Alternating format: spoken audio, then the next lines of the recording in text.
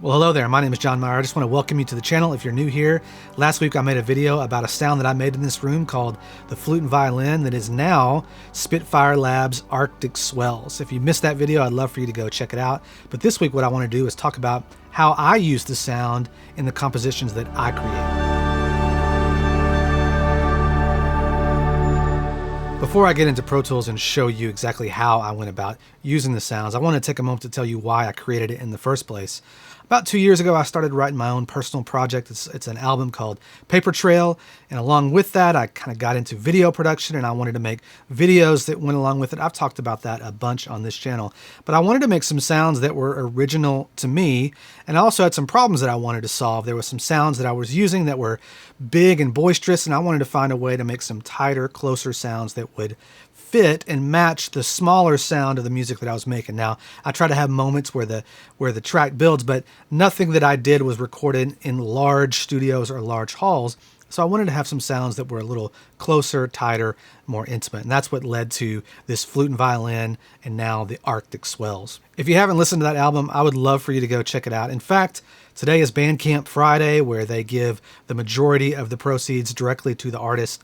So if you like what I've been doing on this channel, I haven't really given you many ways to financially support me. So if you'd like to go check that out and buy the album on Bandcamp, I would be very appreciative of that. But for now, let's go look at, if I remember correctly, the track that inspired me to create this sound in the first place.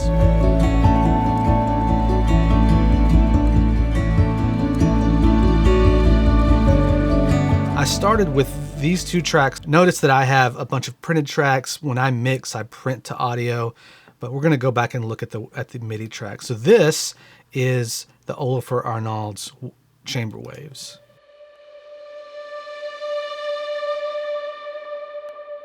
And then down here, I did this technique, feathering, I think is what Christian Henson called it, where I didn't play parts that you could easily define. I simply played around inside the key to get this random movement of the sound.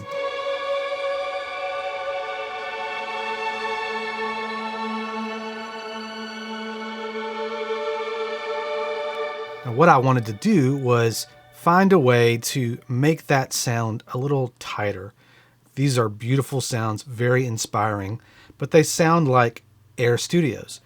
And I did not write this piece of music in Air Studios. I wrote it in my smaller studio. And that's one issue I have with a lot of sounds that are real big, is how do I make them work with the tighter sounds that I'm often going for, because I'm simply trying to use the sounds that I have at my disposal.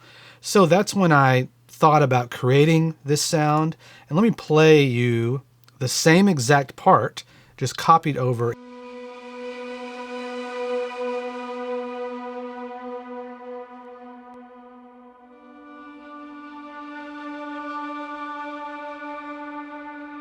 And then we'll skip ahead.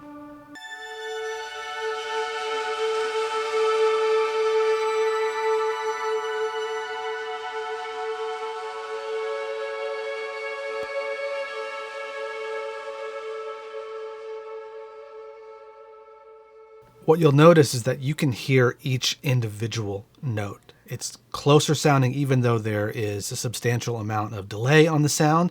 You can see that I'm using Echo Boy here, space echo setting, fairly common. And the sound already has that, so I'm adding even more to it.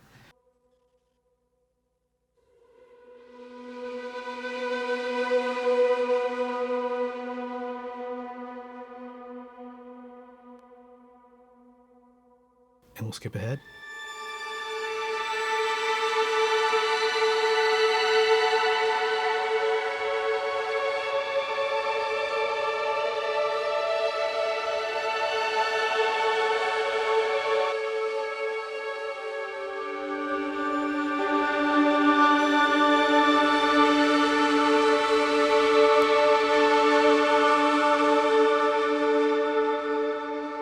I was very happy with the way those two sounds blended together. And again, all I did was copy the MIDI over to another track. And I did that so I had more control over the EQ and the reverbs instead of simply putting them in the same contact instrument and putting them on the same MIDI channel. So there's multiple different ways to work. Sometimes that makes sense. In this instance, I wanted to keep them separate.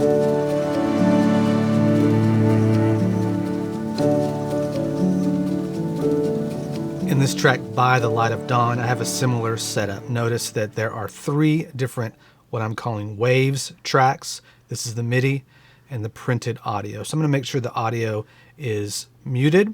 Let's look at this first instance of contact. I have the chamber waves and my, what I called at the time, combo waves, which are called swells on the new Arctic Swells.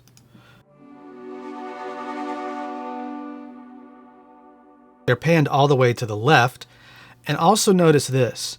Look at the tuning. Right now I'm at 0 and 0 on both of these. So everything is normal. It's panned to the left. On this next instance, notice that I am tuned down 2 half steps or 1 whole step. But if you look at my notes, if we go in here and we look at both of these MIDI notes, you can see that they are not playing the same thing. There are different ways to accomplish what I've done here. But if you notice, I took these notes. On one track, I moved them up 2 half steps, and I brought the tuning down. And what that's doing, since these tracks only have the 1 instance for each note, there's no multiple velocities or round robins, I wanted to trigger different notes. So by going up a whole step, I was able to trigger a different sample, and then I brought the pitch down. And in this instance, I didn't notice too many changes in the tone of the instrument by pitching it. And notice here, I did something very similar, except this time I brought the notes down. So if you look at all of these, you can see that it's kind of a mess right here, but the tuning is putting everything back into the proper key. It allowed me to put 1 sound on the left, 1 in the middle, and 1 on the right, which resulted in this sound.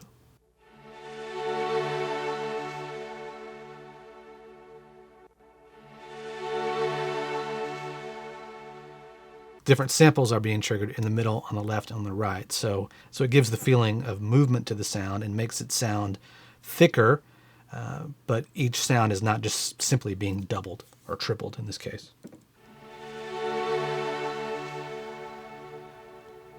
And to reiterate, you are hearing a combination of the chamber waves and my flute and violin or Arctic Swells.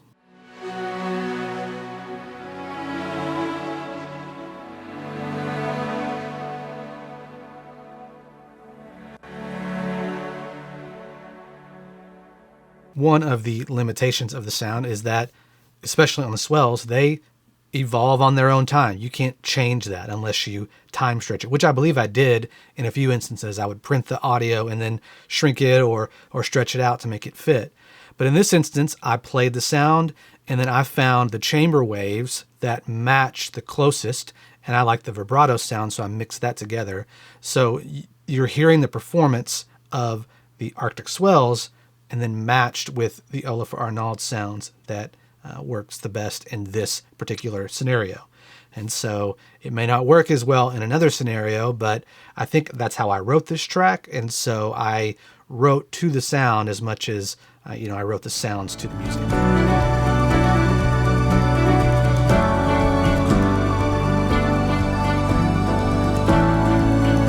Listen to what I've done here using the swells sound.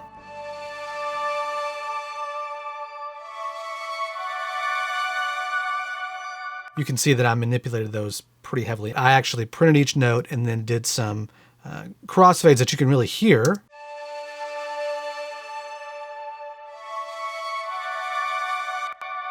However, in context, you get this.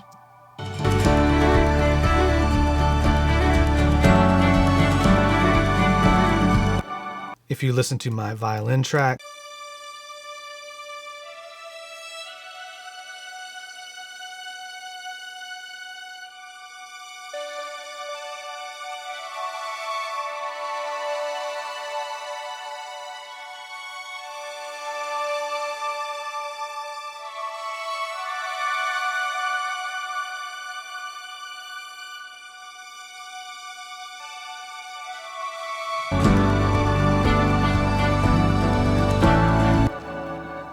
it helps add a little more to the violin part.